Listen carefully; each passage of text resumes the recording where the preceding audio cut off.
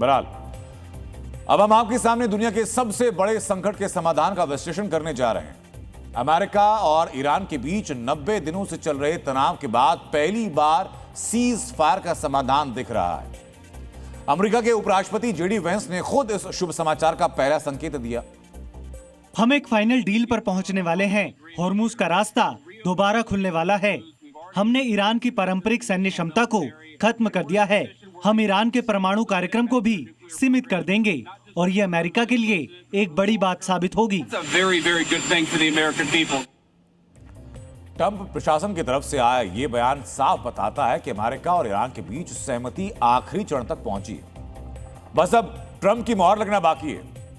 अमेरिकी सरकार का कहना यह कि ट्रंप के राजी होने के बाद सीज फायर का पूरा मसौदा सार्वजनिक किया जाएगा, लेकिन उसके पहले कुछ ऐसे बिंदु सामने आ चुके हैं जो अमेरिका और ईरान के बीच बनी सहमति के खाके को बयान कर रहे हैं। अब हम आपको सीज फायर का यही ब्लूप्रिंट दिखाने जा रहे हैं। ब्लूप्रिंट क्या कहता है आप जरा देखिए। अमेरिकी मीडिया के अनुसार ईरान अब हॉर्मुज का रास्ता खोलने के लिए राजी हो चुका है। पहले ईरान हॉर्मुज में बिछाई गई बारूदी सुरंगों को हटाएगा, उसके बाद आवाजाही के लिए रास्ता खोला जाएगा। तो दूसरी तरफ अमेरिका चरणबद्ध तरीके से हॉर्मुज की घेराबंदी को हटाएगा। ईरान ने परमाणु हथियार न बनाने पर सहमति जता दी, यानी ईरान अब अति संवर्धित यूरेनियम नहीं बनाएगा।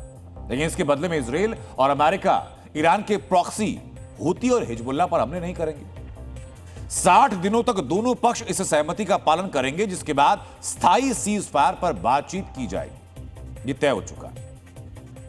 दोस्तों, अमेरिका और ईरान के बीच बनी इस सहमति का सबसे बड़ा प्रभाव तेल पर नजर आया है। हॉर्मुज की घेराबंदी की वजह से तेल की सप्लाई बुरी तरह प्रभावित हुई, लेकिन जैसे ही युद्ध विराम पर सहमति के संकेत आए तो ऑयल सेक्टर ने राहत की सांस ली।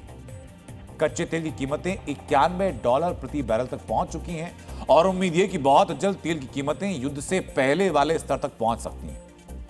तेल की कीमतें नीचे आई, लेकिन एक किरदार की भूमिका को लेकर दुनिया के अंदर संशय है, और ये किरदार है इजराइल, जिसने युद्ध विराम की सहमति को लेकर अपना पक्ष सामने रख दिया है। इजरायली पीएम नेतन्याहू ने कहा कि युद्ध विराम अस्थायी है, परमानेंट नहीं है। इसे स्थायी समाधान नहीं कहा जा सकता। ईरान के खिलाफ इजराइल के सभी लक्ष्य भी पूरे नहीं हुए हैं। हम ये भी कह देना चाहते हैं कि युद्ध विराम के इस प्रस्ताव में हम ईरान को एक पक्ष मानते हैं, लेकिन ईरान के प्रॉक्सी यानी हमास और हिजबुल्लाह को हम इस युद्ध विराम का पक्ष नहीं मानते। इजराइल का यह सीधा और सख्त बयान बताता है कि गजा में हमास और लेबनान में हिजबुल्लाह के खिलाफ इजरायली कार्रवाई जारी रहेगी। नेतन्याहू ने खासकर हिजबुल्लाह का जिक्र किया और इस जिक्र की वजह है लेबनान में इजरायली फौज की वो सैन्य कार्रवाई जिसमें हिजबुल्लाह के खिलाफ इजराइल को बड़ी कामयाबी मिल रही है। 28 फरवरी को युद्ध शुरू होने से लेकर अब तक इजरायली सेना ने हिजबुल्लाह के तकरीबन 2500 लड़ाकों को मार गिराया। लेबनान के स्वास्थ्य मंत्रालय ने बताया कि 8 से लेकर 10,000 हिजबुल्लाह लड़ाके बुरी तरह घायल हैं और अलग अलग अस्पतालों में भर्ती हैं। हिजबुल्लाह के 200 से ज्यादा रॉकेट्स केंद्रों को इजरायली सेना तबाह कर चुकी है। 120 से ज्यादा कमान केंद्र तबाह किए जा चुके हैं। हिजबुल्लाह के 100 से ज्यादा हथियारों के डिपो तबाह किए जा चुके हैं। और ये आंकड़े बताते हैं कि हिजबुल्लाह को इजराइल ने बहुत नुकसान पहुंचाया और इस बढ़त को इजराइल खोना नहीं चाहता है।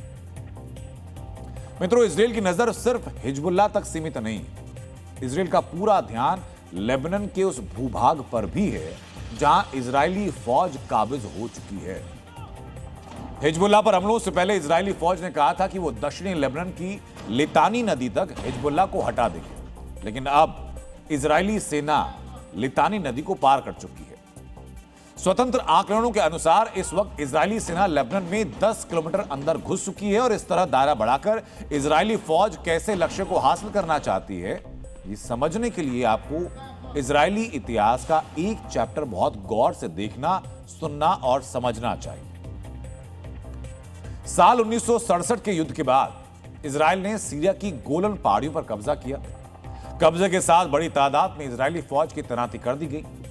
इस तैनाती के 3 साल बाद यानी 1970 में इजरायली नागरिकों की पहली खेप गोलन की पहाड़ियों के नजदीक बसाई गई। अगर आज की बात की जाए तो गोलन की पहाड़ियों पर इजरायली नागरिकों की 30 बड़ी बस्तियां हैं। जिसमें करीब 30,000 इजरायली रहते हैं। और इतिहास के इसी अध्याय को इजराइल लेबनान में दोहराना चाहता है, यानी सीरिया की तरह वो लेबनान के एक बड़े हिस्से को अपने नक्शे में शामिल करना चाहता है। अमेरिका, ईरान और इजराइल ये तीनों अपना हित देख रहे हैं, लेकिन युद्ध विराम के खाके से एक पक्ष खुद को ठगा हुआ महसूस कर रहा है। किरदार है अमेरिका के वो मित्र अरब देश जिन्होंने ईरान के बड़े हमलों को सहा है। अमेरिका और ईरान के बीच बनी सहमति में अरब देशों के नुकसान की भरपाई का कोई जिक्र नहीं। अरब देशों पर ईरान ने बैलिस्टिक मिसाइलों से हमला किया, ड्रोन से हमला किया था। सहमति के प्रस्ताव में इन हथियारों की निर्माण क्षमता पर कोई लिमिट नहीं लगाई गई। ईरान ने हुती आतंकियों पर हमले ना करने की शर्त रखी। यह शर्त भी सऊदी अरब जैसे देशों के लिए खतरे का स्तर बढ़ाएगी। और इन्हीं इक्वेशन, इन्हीं समीकरणों को देखकर के कबीरदास जी का एक दोहा याद आता है।